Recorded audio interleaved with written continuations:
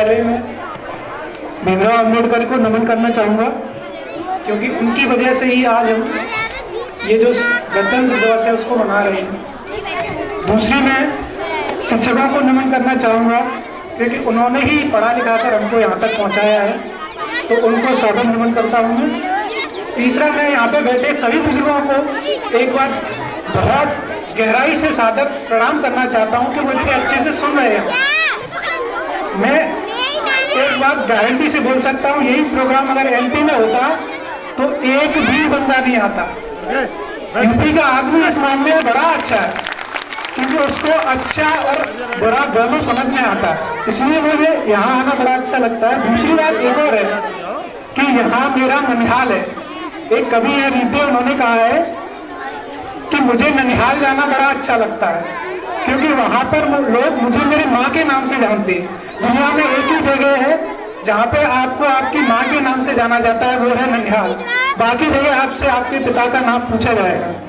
कई लोगों को यहाँ पे बुजुर्ग बैठे हुए हैं, मैं एक बार आपसे पूछना चाहूंगा कि क्या कभी किसी ने अगर आपसे अचानक आपकी माँ का नाम पूछ लिया तो क्या आपको 5-6 सेकंड लगते हैं कि नहीं लगते? सही बताना ईमानदारी से, क्योंकि हम जानते ही नहीं है हमारी माँ का नाम क्या है। हमने कभी लिया ही नहीं, किसी ने हमसे पूछा ही नहीं।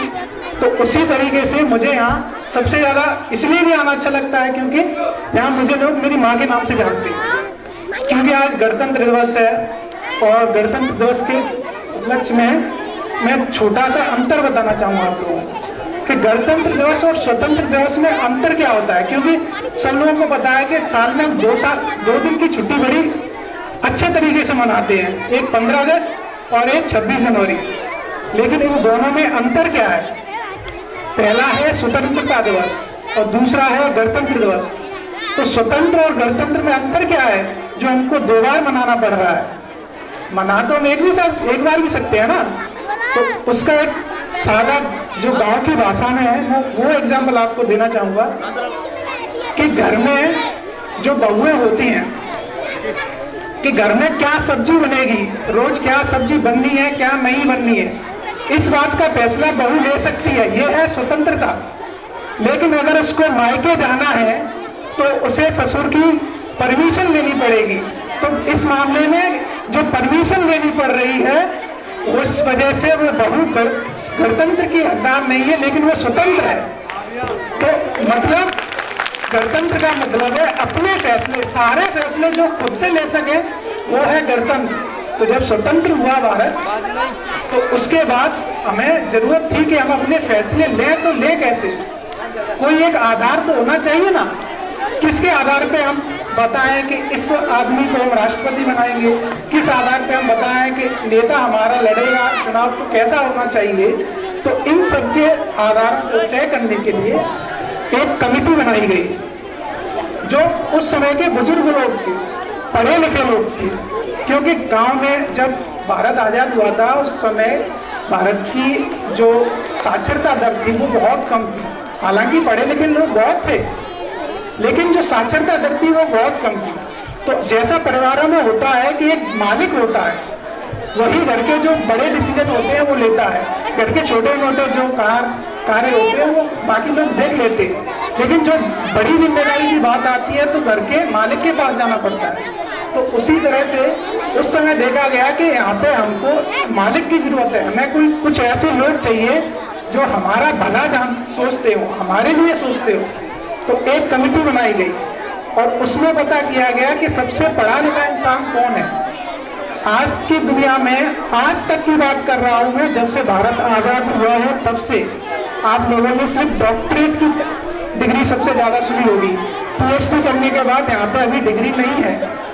पीएचडी के भी बाद एक और डिग्री होती है, डॉक्टर ऑफ साइंस। उस डिग्री के जो जिसके पास थे वो एक ही इंसान था, वो था डॉक्टर भीमराव अंबेडकर। आप लोगों को इस बात की बहुत ज्यादा खुशी होनी चाहिए कि भारत जब आजाद नहीं हुआ था तब भी ऐसे अच्छे लोग थे कि उनकी वजह से डॉक्टर भीमराव अंबेडकर हमारे बीच में आए, हमें संविधान दिया।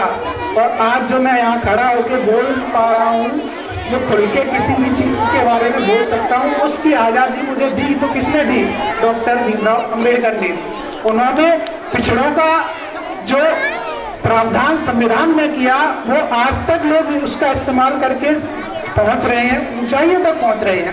आज देखिए कि कोई भी चाहे तो कोई भी चाहे, मतलब मेरा मतलब कोई भी, मतलब कोई भी, बस उसके अंदर वो लालसा होनी चाहिए, वो जिज्ञासा होनी चाहिए कि वो उस पद के लिए मेहनत करे। आज का जो सबसे बड़ा एग्जाम्पल है मेरे सामने कि हमारी जो प्रेसिडेंट है, जो राष्ट्रपति हैं, महामहिम है, वो उड़ीसा के एक बहुत ही पिछड़े इलाके से आती हैं, वो आदिवासी हैं। तो एक आदिवासी महिला, दोनों ध्यान रखिए, आदिवासी भी है, महिला भी है, और देश के सर्वोच्च पद पर पहुंचे हैं। तो ये किस वजह से पहुंचे हैं? सिर्फ एक ही रीजन है, वो है संविधान। इसलिए मैं चाहता हूं डॉक्टर भीमराव अम्बेडकर के लिए आप एक बार जोर से तालियां बजाएं। दूसरी बात मैं देखा है कि ज्यादातर जो बच्चे लोग होते हैं, ये तो अभी इनको तो ये भी नहीं मालूम, इनको तो बस इंतजार है कब जाके बूंदी मिलेगी, क्या बस छुट्टी हो यहाँ से। लेकिन जो रोल होता है, जो महत्वपूर्ण रोल होता है, जो भूमिका होती है, वो एक माता पिता की होती है। इसका एक जो बड़ा एग्जाम्पल मैं देना चाहूँगा कि बच्चे हों या बड़े हों, हम लोगों का जो हमारा दिमाग होता है, हम लोग क्या है ना, देख के सीखते हैं। जो माँ बाप करेंगे हम उस चीज़ को अच्छा मानेंगे, क्योंकि वो हमारे माँ बाप है, हमको लगता है वो सब कुछ अच्छा करेंगे। तो इसलिए परवरिश जब की जाती है तो इस बात का बेहद ख्याल रखना चाहिए कि माँ बाप कैसा माहौल दे रहे हैं बच्चों को। अगर आप पढ़ाई का माहौल में भी, वो अपने आप पढ़ेंगे, आपको बोलने की जरूरत ही नहीं पड़ेगी। अगर एक बाप सवेरे उठ के अखबार पढ़ता है तो मैं इस दावे के साथ कह सकता हूँ कि उसका बेटा भी सवेरे उठ के अखबार ही पढ़ेगा। लेकिन एक बाप अगर सवेरे उठते ही गाली देना शुरू कर देता है तो वो कितना भी इसको पढ़ा ले, वो उस बेटे के मुंह से गाली ही निकलेगी। क्योंकि बेटे या हों या बच्चे हों, वो आपको देख के सीखते हैं। जैसे बच्चों को क्या, हमारे जो दिमाग होता है उसमें नहीं शब्द नहीं आता है, नहीं शब्द को हम प्रोसेस नहीं कर सकते हैं। जैसे बच्चों से हम बोलेंगे कि यहाँ मत बैठो, नहीं बैठो, तो वो जानबूझ के वही काम करेंगे जो आप मना कर रहे हैं। इसका एक आप सभी को एग्जाम्पल देता हूँ कि आप 30 सेकंड तक, सभी लोगों से बोल रहा हूँ जो यहाँ बैठे हैं, कि आप 30 सेकंड तक हाथी के बारे में मत सोचो। आप 30 सेकंड रह ही नहीं सकते, सबके दिमाग में अभी हाथी दिखा होगा सबको। जैसे मैंने बोला कि हाथी के बारे में मत सोचो, आपके दिमाग में हाथी जरूर आया होगा, क्योंकि हमारा दिमाग नई चीज को प्रोसेस नहीं करता है। उसी तरह बच्चों को हमें ये नहीं बोलना चाहिए ये मत करो, बल्कि बोलना चाहिए ये करो। आपको ये नहीं बोलना है कि बदमाशी मत करो, आपको बोलना है कि पढ़ाई करो। बदमाशी नहीं करोगे तो आपको नहीं शब्द उसको नहीं सुनाई देगा, उसको बदमाशी सुनाई देगी, वो बदमाशी ही करेगा। चाहे आप दुनिया भर की कोशिशें कर लें, उसको बदमाशी करेंगे। इसलिए आपको क्या बोलना है कि भाई पढ़ाई करो, पढ़ने का माहौल दो। और एक चीज, अभी मैं मतलब यहाँ से आ रहा हूँ, MP से यहाँ तक आया हूँ, लगभग 100 किलोमीटर की दूरी तय करनी। तो जो समाज में लोग बोलते हैं ना कि पैसा नहीं है पढ़ाने के लिए, बच्चों को पढ़ाएं तो पढ़ाएं कैसे, बात सही है आपकी, मैं मानता हूँ। लेकिन वहाँ से यहाँ तक आते मुझे करीब कम से कम 100 बुलेट मिली थी। ये बुलेट का पैसा कहाँ से आ रहा है? ये बात आपको अपने आप से पूछनी चाहिए कि नहीं भैया, जब मैं एक बुलेट खरीद सकता हूँ तो अपने बच्चों को पढ़ा नहीं सकता? इतनी सारी बुलेट लेके रख ली है, मैं समझ में नहीं आ रहा है कि बुलेट का करेंगे क्या।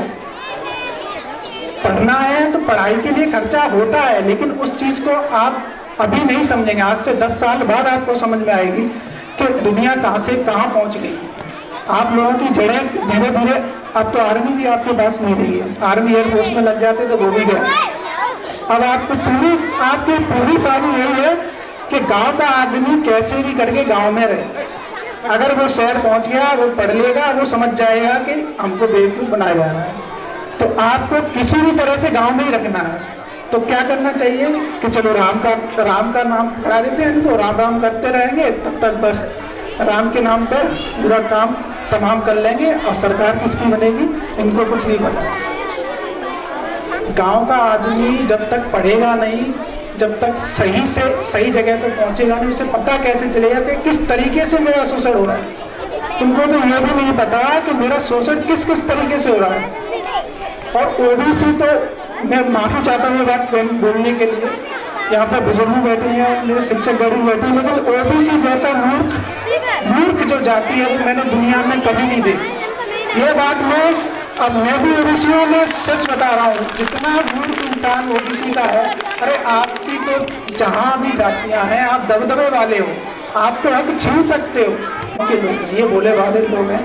लेकिन जो शोषण कर रहे हैं, जब भी ओबीसी की बात चलती है वो एक ही बात बोलते हैं, अरे तुम लोग तो सबल हो, तुमको क्या रिजर्वेशन दिए दो, तुम तो ठाकुर हो। ठाकुर बोल दिया बस ओबीसी हो गया खुश। ठाकुर का नाम था, ठाकुर की मूंछें तन गई है और ये भी पता चल रहा है कि व्यक्ति कहाँ जा रहे हैं, मेरा बच्ची का क्या होगा, शादी करनी है ना, ठाकुर बोल दिया मूंछें तन गई, अब आप खुश हो गए। लेकिन वहाँ पे जब सरकारी काम करने जाओगे ना तो ये लोग आपको 10 चक्कर लगवाएंगे। जब भी सरकारी दफ्तर में जाओगे तो आपको दफ्तर के अंदर घुसने नहीं दिया जाएगा, ये बात सबको देखिए।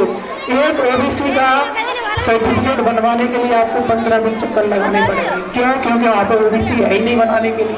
आपका सर्टिफिकेट बनना है, आप ओबीसी में है, किसी में कोई भी कागजाती काम हो, आप वहाँ पहुँचोगे, क्योंकि आपका कोई बंदा वहाँ पे है ही नहीं। क्यों नहीं है? क्योंकि उसकी तैयारी हमने की नहीं और लोगों ने पहुँचने नहीं दिया। इसीलिए क्या हुआ था, एक बार मैं अपनी कहानी बताता हूँ। मैं CDS का एग्ज़ाम दिया था, तो उसका एग्ज़ाम देके मैं इंटरव्यू देने पहुंचा।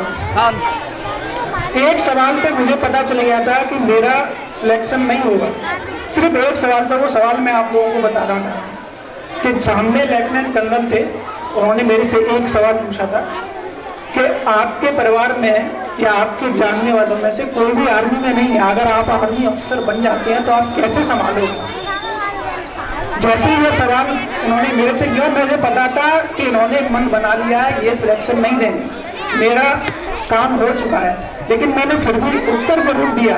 उत्तर ये दिया कि जब जो अमेरिका है, पहला जो डेवलप्ड नेशन माना जाता है, विकसित नेशन माना जाता है, तो उसके राष्ट्रपति बने काले राष्ट्रपति, पहले काले राष्ट्रपति बने लिंकन, अब्राहम लिंकन। उनके पिताजी मोची थे।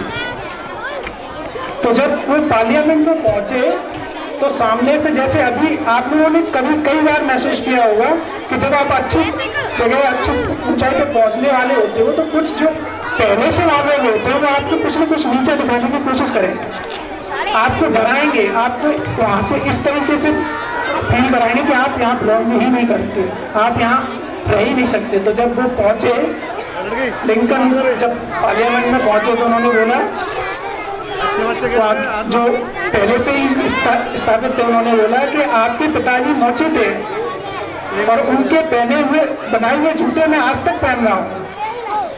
मतलब लिंकन की एक घोर बेइज्जती करने की कोशिश की, क्योंकि कोई आम आदमी होता वहां पर वो अपशब्द बोल देता, क्योंकि वो लिंकन थे। उन्होंने एक बड़ा प्यारा शब्द बोला कि मेरे पिताजी इतने अच्छे मोची थे कि आप आज तक उनके बनाए हुए जूते पहन रहे हैं। तो सोचिए अगर मैं राष्ट्रपति बना तो कितना अच्छा राष्ट्रपति बनूंगा कि आपकी आने वाली नस्लें मुझे याद करेंगी। और वही हुआ, आज तक लिंकन को लोग याद करते।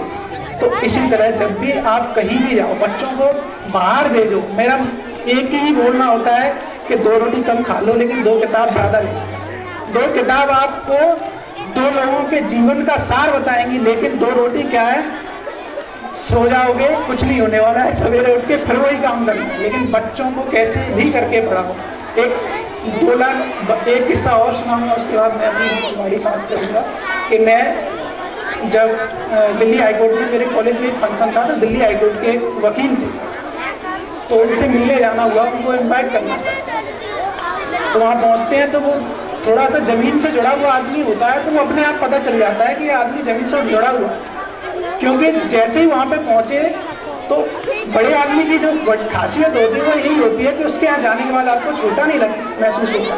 जैसे ही वहाँ पहुँचे उन्होंने सबसे पहले पूछा आपके पिताजी क्या करते हैं। तो मैं थोड़ा झिझकते हुए बोला कि पिताजी मेरे किसान हैं। तो वकील साहब ने मेरा पास बुलाया और बोला कि जब भी बोलो कि मेरे पिता किसान हैं तो ऐसे डर के मत बोलो। जब बोलो कि मेरे पिता किसान हैं तो सीना तान के बोलो कि मेरे पिता किसान है। और मैं यहाँ तक पहुँचा हूँ, ये उनकी ताकत है कि एक किसान का बेटा यहाँ सामने आपसे बात कर रहा है, तो इस चीज़ को गर्व से बोलो। इसलिए मैं यहाँ बैठे सभी अभिभावकों से सिर्फ एक गुजारिश करना चाहता हूँ, 2 लाइनों की मेरी, मैंने जो खुद की जो अपनी फिलॉसफी है, जो मेरी जिस तर्ज पे मैं जीता हूँ कि पूजा नहीं पढ़ाई सबसे बड़ी लड़ाई, पूजा नहीं पढ़ाई, यही है सबसे बड़ी लड़ाई। धन्यवाद।